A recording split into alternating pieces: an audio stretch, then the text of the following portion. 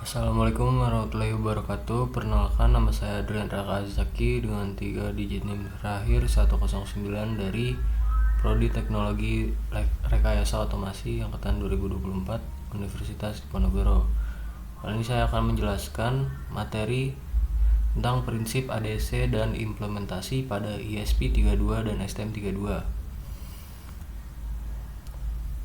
Pertama, dasar-dasar ADC yaitu sampling, kuantitasi, dan encoding. Sampling merupakan pengambilan sampel sinyal analog secara periodik sesuai teorema Nyquist, memastikan frekuensi sampling minimal 2 kali frekuensi sinyal input agar informasi tidak hilang. Kuantitasi adalah pembagian rentang sinyal analog menjadi level diskrit terbatas. Lalu encoding merupakan konversi setiap level kuantitasi menjadi kode digital biner yang dapat diproses oleh microcontroller. Selanjutnya, resolusi, referensi tegangan, dan rumus konversi. Untuk resolusi 12 bit 4096 level kuantitasi, artinya sinyal analog dibagi menjadi 4096 nilai diskrit. Referensi tegangan atau Vref menentukan rentang pengukuran ADC. Semakin presisi Vref, semakin kuat hasil konversi digital. Lalu rumus konversi yaitu Vin atau sama dengan digital output dibagi 4095 dikali Vref. Semakin tinggi resolusi bit, maka semakin kecil step size dan semakin akurat pengukuran tegangan analog. Selanjutnya ADC ESP32. Pada ESP32 memiliki dual ADC, ADC C1 8 channel dan ADC 2 10 channel dengan perbedaan akses dan penggunaan. ADC2 berbagi sumber dengan Wi-Fi sehingga penggunaan lebih terbatas. Lalu rentang input dengan atenuasi 0 dB atau minus 1 volt, lalu 2,5 dB minus 1,34 volt, lalu 6 dB atau 2 volt untuk menyesuaikan level sinyal input data. Kalibrasi menggunakan eFuse menyimpan data kalibrasi pabrik untuk kompensasi offset dan gain, meningkatkan akurasi pengukuran ADC secara signifikan atau error kurang dari 1%. Perbandingan ADC1 dan ADC2 pada ESP. ADC1 memiliki 8 channel yang tersedia dan bebas digunakan tanpa batasan Wi-Fi dengan channel GPIO 32, GPIO 39. Cocok untuk aplikasi yang menggunakan Wi-Fi secara bersamaan dan rekomendasi utama untuk pengukuran analog stabil. Lalu pada ADC2 memiliki 10 channel yang tersedia, berbagi sumber daya dengan modul Wi-Fi, tidak dapat digunakan saat Wi-Fi aktif, dengan channel GPIO 0, GPIO 2, GPIO 4, dan lain-lain. Berfungsi digunakan hanya jika Wi-Fi tidak dapat diperlukan. Selanjutnya, atenuasi dan kalibrasi eFuse pada ESP32. Atenuasi menyesuaikan rentang input ADC agar sesuai dengan sinyal nyata. Dengan atenuasi 11 dB, ADC ESP32 dapat membaca sinyal hingga minus 3,6 volt dan memungkinkan pengukuran langsung dari berbagai sensor tanpa rangkaian pembagi tegangan tambahan. Lalu kalibrasi eFuse menyimpan data kalibrasi pabrik atau offset dan gain secara permanen di dalam chip ESP32. Data ini digunakan untuk kompensasi otomatis saat pembacaan ADC dilakukan, sehingga meningkatkan akurasi pengukuran secara signifikan. Hasil kalibrasi merupakan error pengukuran dapat ditekan hingga minus 0,1% jika lebih baik dibandingkan tanpa kalibrasi. Lalu ADC pada STM32. Yang pertama itu multi-channel input. STM32 mendukung multiple ADC channel secara bersamaan, memungkinkan pembacaan dari berbagai sumber sinyal analog sekaligus dalam satu perangkat. Scan mode memungkinkan pembacaan berurutan secara otomatis dari beberapa channel, ideal untuk aplikasi sensor multipoint tanpa intervensi CPU di setiap pembacaan. Selanjutnya analog watchdog pada ADC STM32. Fungsi dari analog watchdog adalah memantau level sinyal input ADC secara kontinu dan men-trigger interrupt otomatis jika sinyal melewati batas threshold yang telah digunakan.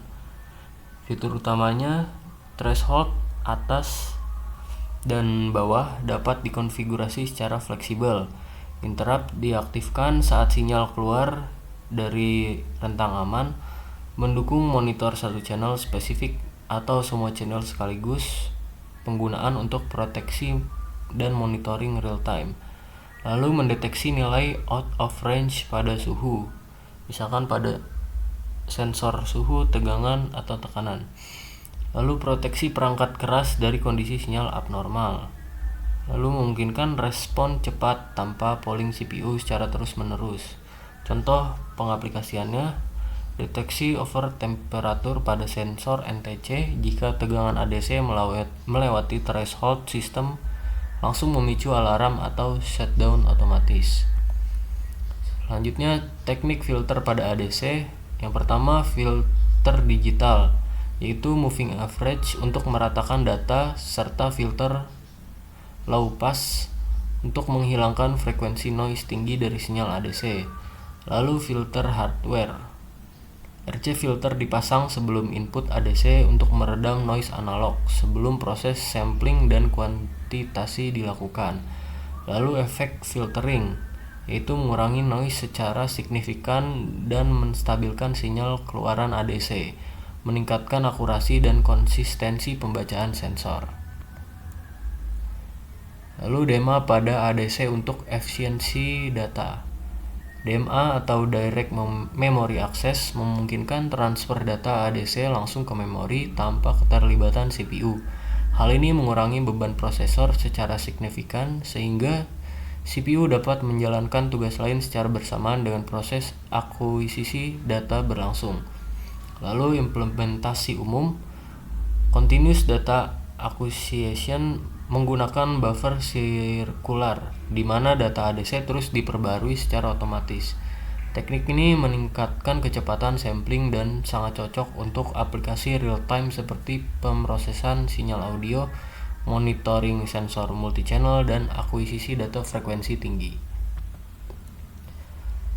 Lalu kesimpulan, untuk prinsip ADC, sampling, kuantitasi, dan encoding adalah fondasi penting untuk memahami bagaimana sinyal analog dikonversi menjadi data digital yang akurat.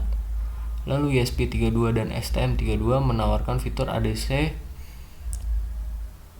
pada ESP32 dengan atenuasi bertingkat dan kalibrasi fuse, pada STM32 dengan scan mode, multi-channel, dan analog watchdog. Gunakan teknik filter digital seperti moving average atau FIR atau IIR dan filter hardware atau RC filter, serta memanfaatkan DMA untuk optimasi performa dan efisiensi sampling ADC. Rekomendasi langkah berikutnya dalam praktikum: mengkalibrasi fuse pada STM32, implementasi DMA dengan circular buffer, dan eksplorasi analog watchdog pada STM32 untuk memonitoring sinyal real time. Oke, berikutnya pada tampilan Visual Studio Code. Program ini digunakan untuk membaca nilai analog dari potentiometer. Sekarang sudah ada di tampilan Visual Studio Code. Program ini digunakan untuk membaca nilai analog dari potentiometer menggunakan fitur ADC atau analog to digital converter pada ESP32. Kemudian mengubah nilai tersebut menjadi sinyal analog kembali melalui DAC atau digital to analog converter. Pada bagian awal program didefinisikan pin GPIO 34 sebagai input ADC dan GPIO 25 sebagai output DAC. GPIO 34 digunakan untuk membaca tegangan dari potentiometer, sedangkan GPIO 25 digunakan untuk mengeluarkan tegangan analog hasil konversi. Selanjutnya pada fungsi setup, komunikasi serial diinisialisasi dengan baud rate 115-200 bps agar data dapat dimonitor melalui serial monitor, yang dimana nanti serial monitornya juga memiliki baud rate yang sama. Selanjutnya pada fungsi loop, ESP32 membaca nilai ADC menggunakan fungsi analog read. Karena ADC ESP32 memiliki resolusi 12 bit, nilai yang diperoleh berada pada rentang 0 sampai 4095. Nilai ADC tersebut kemudian dikonversi menggunakan fungsi map ke rentang 0 hingga 255. Hal ini dilakukan karena ADC internal ESP32 memiliki resolusi 8 bit sehingga hanya menerima nilai 0 sampai 255. Setelah proses konversi selesai, nilai ADC dikirim ke pin GPIO 25 menggunakan fungsi DAC write. Dengan demikian, perubahan posisi potentiometer akan langsung mempengaruhi tegangan analog yang dihasilkan oleh ADC. Untuk keperluan monitoring, program juga menghitung tegangan input ADC dan tegangan output DAC. Tegangan input dihitung berdasarkan nilai ADC terhadap tegangan referensi 3,3 volt.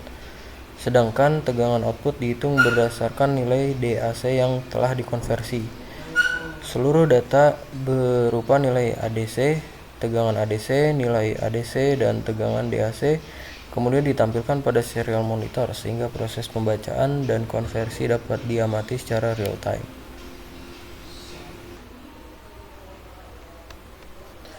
Berikut ini adalah video simulasi.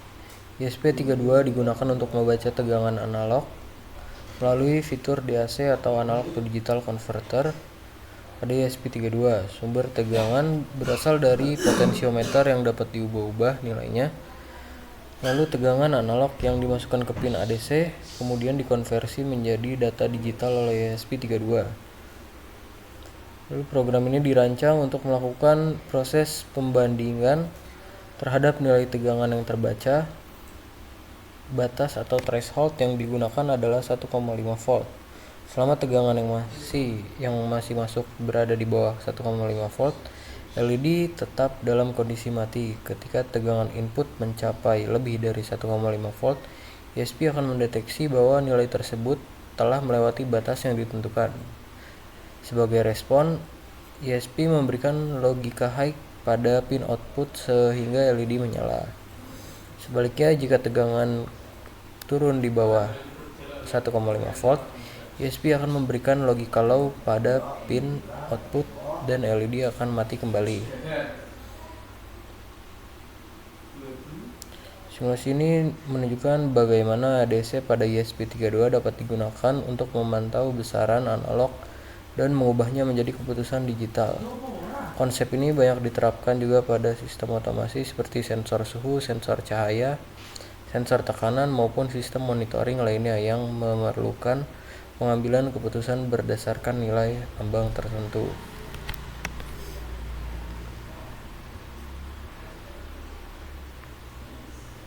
Jadi ini adalah pada tampilan Visual Studio Code dan ESP32. Pada hardware terdapat ESP32, LED, dan potensiometer. Nah, tegangan ADC diatur dari nilai potensiometer. Lalu pada serial monitor menampilkan DAC, ADC, dan voltage yang terbaca dari potensiometer. Ketika voltage yang terbaca di atas 1,5 volt, maka LED akan menyala. dan jika di bawah 1,5 volt maka ESP32 akan memberikan logika low pada LED.